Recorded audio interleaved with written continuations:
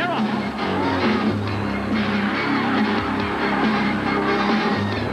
Comes the Bud Dogs out on the outside. 3 of them across the track.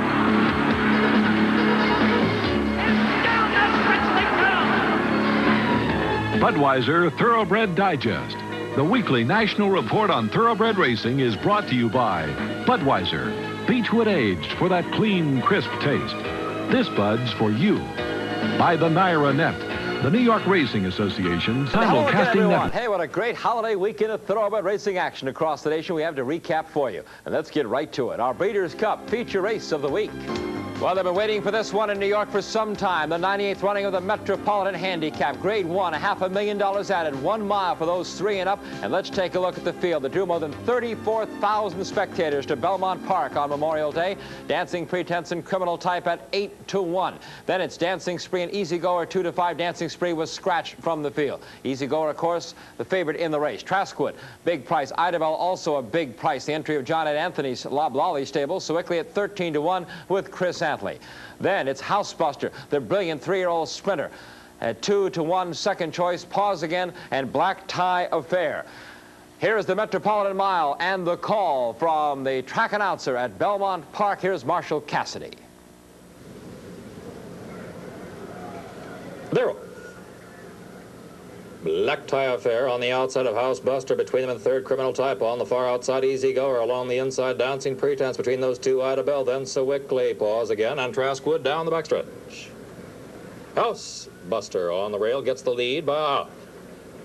Black Tie Affair second by a length and a half. Criminal Type is third by a length. Then Dancing Pretense on the rail, fourth by a neck.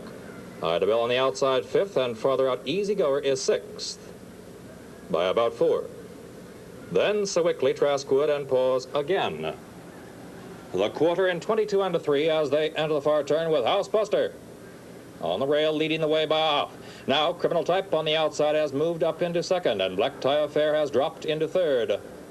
On the rail, Dancing Pretense. On the extreme outside is Easy Goer. Easy Goer is fifth. Easy Goer is drawing alongside Dancing Pretense within a length of Black Tie Affair. The half and 45 left. Housebuster continues to lead easily by 2. Criminal Type is second still by 2. Easy Goer on the outside is third. Easy Goer gains on the outside of Criminal Type, which is also gaining on the outside of Housebuster. They pass the 8th pole. Housebuster on the rail leads by a neck on the outside. Criminal Type second by a half. Further out, Easy Goer remains in third. Criminal Type on the outside gets the lead. Housebuster on the rail coming on again. Those two to the wire. Criminal Type pulls off the big upset and keys the big D. Wayne Lucas stable weekend. Criminal Type in 1:34-2. Winning it, he's the son of Aladar out of the mare Klepto, bred and owned by Calumet Farm, trained by D. Wayne Lucas, ridden by Jose Santos. Housebuster second. Easy Goer for the first time in his career finished worse than second, and the first time beaten in New York. Well, Bruce Casella was there to talk to the connections of those top 3 horses, but first we'll go inside the Daily Racing Form. For an analysis of the Met Mile, the Forum's Jack Wilson. Well, it was a heck of a race. A little disappointing. I expected Easy Goer would make a big run in there along with Criminal Type. It didn't turn out that way. But Criminal Type, coming off that race at Pimlico, he looked like a good horse down there, and he certainly looked like a better horse today. Jack, how'd you see the race coming from the start to finish? Well, it shaped up just like it, it turned out just like it shaped up. Housebuster made the pace. He settled into the stretch with a clear lead. Criminal Type was chasing. Easy Goer kind of rallied. He looked like at the quarter pole he might be going to be there, but he just didn't have that kick.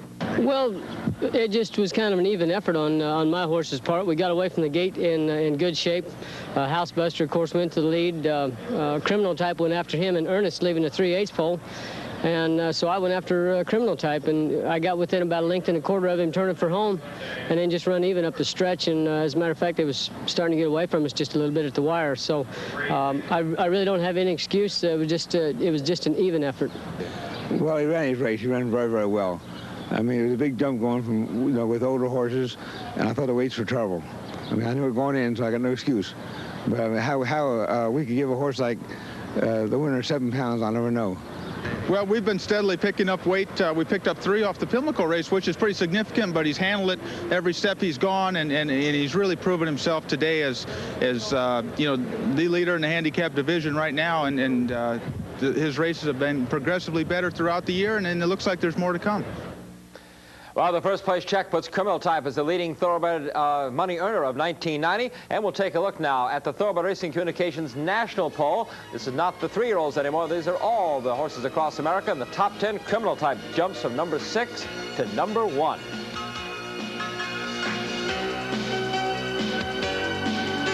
It's newest racetrack. It's the Woodlands in Kansas City, Kansas. May 24th. Thoroughbred and quarter-horse pari-mutuel racing return to the state of Kansas at the Woodlands. A unique $70 million dual greyhound and horse racing facility in Kansas City, Kansas.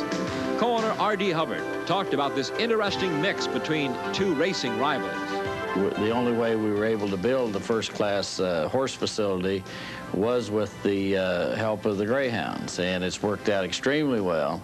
And the key to our whole operation is we don't compete, and I think it's very important that we have that one license owner has both licenses for the greyhounds and the horses.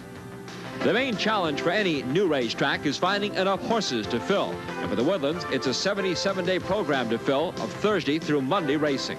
We're starting out right in the middle of the pack as far as purses go throughout the United States in the 55 to 60,000 daily plus stakes, and we hope to build on that. And I see us becoming one of the very major tracks here in the Midwest within the next 3 to 5 year period. And R.D. Hubbard is certainly someone to keep an eye on in this industry. As the owner of the Woodlands in Kansas, Ruidoso Downs in New Mexico, and now a part owner of Los Alamitos, the quarter-horse track in Southern California. And it doesn't sound like he's ready to slow down. We like a challenge, and there's a lot of opportunities in this business, and I would just say to you, the Woodlands is only open today, and give us a couple weeks, and then we might come with something new for you. The racing world is anxious for the return of 1989's Horse of the Year. Here he is, Sunday Silence, coming down the stretch in a workout on the track at Hollywood Park last weekend under Chris McCarron. He did a mile at 1:34.3 in the colors of Arthur Hancock's Stone Farm. Sunday Silence, who set a single season earnings record of more than $4.5 million last year, is set to make his 4-year-old debut this Sunday at Hollywood Park in the Grade 1 mile and 1/8 Californian.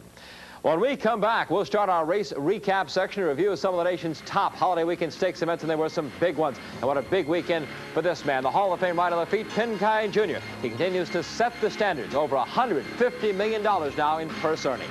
Before that, we need to recap what has been an incredible month of May for the nation's leading thoroughbred trainer, Dwayne Lucas. His stable has amassed earnings of more than $2.6 million just for the month of May. And through 5 months of this year, he is now on a new record pace, total earnings of more than $6.27 million. The highlight certainly of May had to be this past 3-day Memorial Day holiday. Saturday, the Acorn Stakes in New York. Sunday, the 3-year-old stake, the Peter Pan Stakes. Those are the purse monies, all won by Team Lucas. Then the Metropolitan Mile with Criminal Type you saw in our feature race. Then out to California for a win at the Hollywood Turf.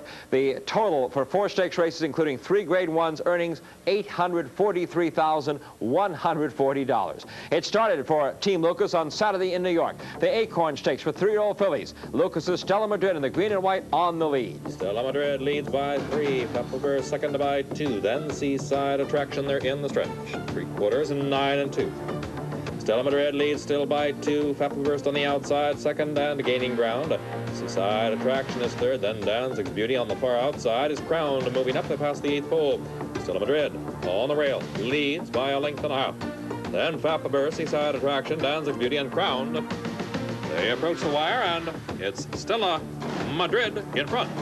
Stella Madrid receives a little pressure at the end of the Acorn, but still manages to hold on to win by a length and a half over Danzig's Beauty. Lucas's stablemate, the Kentucky Oaks winner, Seaside Attraction. Peter Brandt's Stella Madrid, the daughter of Aladar, out of the mare, 'Tis Juliet. Angel Cordero Jr. had the mount. Team Lucas kept right on rolling the next day at Belmont. The Grade 2 mile and 1/8 Peter Pan for 3-year-olds. On the lead is their entry, Joseph Allen's Prophet Key. Went off as a 6-5 favorite. Not Triple Crown nominated, Prophet Key didn't disappoint as he stretched his lead out to a 6.5 length win over Country Day. The $235,000 Keeneland sale purchase is by the popular California stallion Desert Wine out of Sharm el-Sheikh and was ridden for Team Lucas by Jose Santos, who also won on Criminal Type the next day in the Met Mile. A clean sweep of the holiday Belmont features for Team Lucas. But Lucas's good fortune wasn't restricted to the East Coast. Out in Southern California at Hollywood Park, the turf champion Steinland was running in the Grade 1 $500,000 Hollywood Turf Handicap at 1.25 miles. Steinland second in the blue and favorite Golden Pheasant, trained by Charlie Whittingham, were chasing Shelton Meredith's Hawkster, who has a firm grip on the lead. With the call, a voice from way down under, the visiting veteran Australian race caller John Tapp. As they race towards the quarter pole, and Hawkster still in front over Steinlen. McCarron's got to get busy on the favourite Golden Pheasant, who dropped off a little as they turn for home. Into the stretch, Hawkster is the leader over Steinlen. Golden Pheasant looks to be struggling. Hawkster is tackled by Steinlen on the outside. Lafitte Pink Eye Jr. on Steinlen. He's got that 150 million and a lot more to boot as Steinlen races up to Hawkster. Steinlen is coming home far the better, and Steinlen wins the Hollywood Turf Handicap, drawing away by a half. Steinlen gives the Lucas stable its third Grade 1 win of the Memorial Day weekend, as well as helping all-time leading money-earning jockey Lafitte Pink Eye Jr. go past the $150 million mark in career earnings. For Lafitte, it was a great moment. Yes, it is, especially when I come back and win on Steinlen again, and hitting the 150 million on this horse, and it's nice. Something that I was been waiting for the whole week, you know. So finally I got there. The day before at Hollywood Park, another Grade 1 stake. This time for the fillies and mares, the $100,000 Gamely Handicap at 1.1 miles. On the lead in the burgundy and gold, Richard Mandela's trained Beautiful Melody, followed by Stylish Star in the green. Then it's Double Wedge in the red, white, and blue.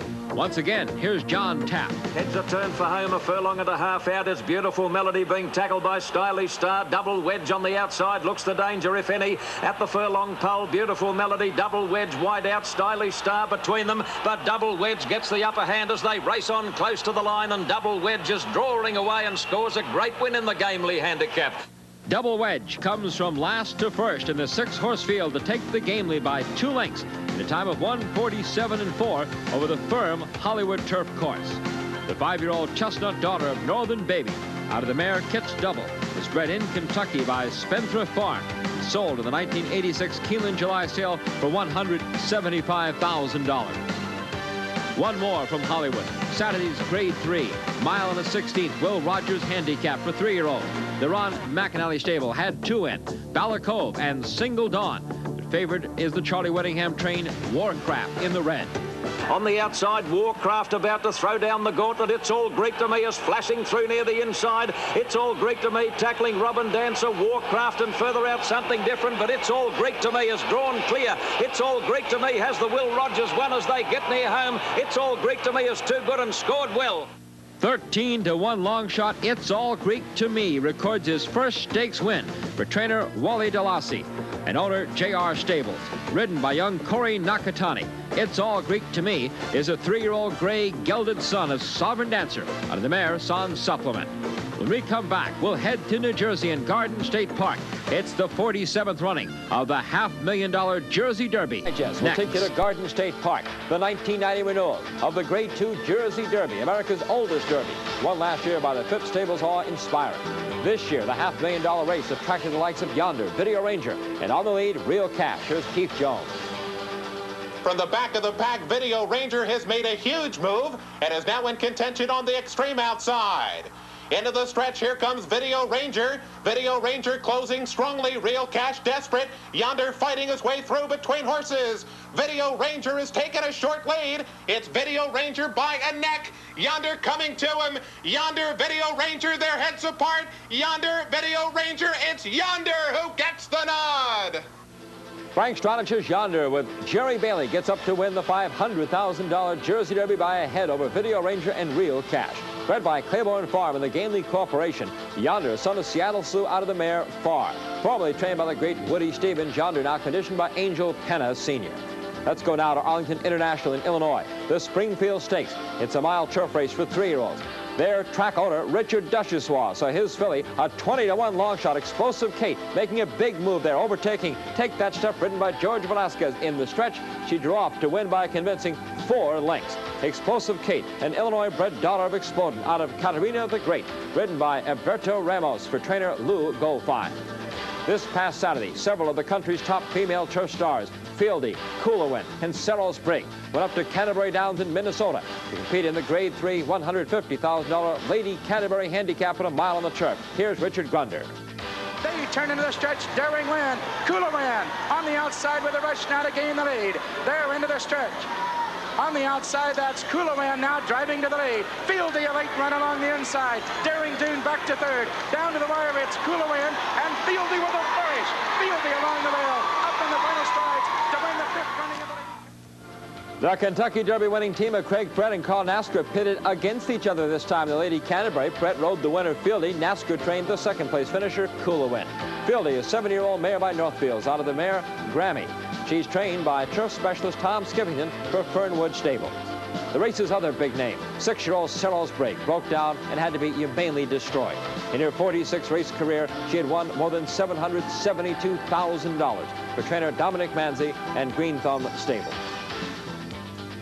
Ruidoso Downs, New Mexico, the last stop on this week's race recap. $81,000 in the purse, the richest thoroughbred race in the Ruidoso Budweiser Breeders' Cup. Let's watch now as you'll see Class C Deer running up on the inside, clipping heels with #1 Script. There goes the rider, Leroy Combs, to the ground. The rider of those Class C Deer then veers out, scattering horses to his outside. Eventual winner, A Bit of Style on the inside, manages to escape all the commotion and is able to continue down the rail for an eventual 1-length win over another fortunate competitor, Royal News. Class C Deer's rider, Leroy Combs, reported to be in fine condition.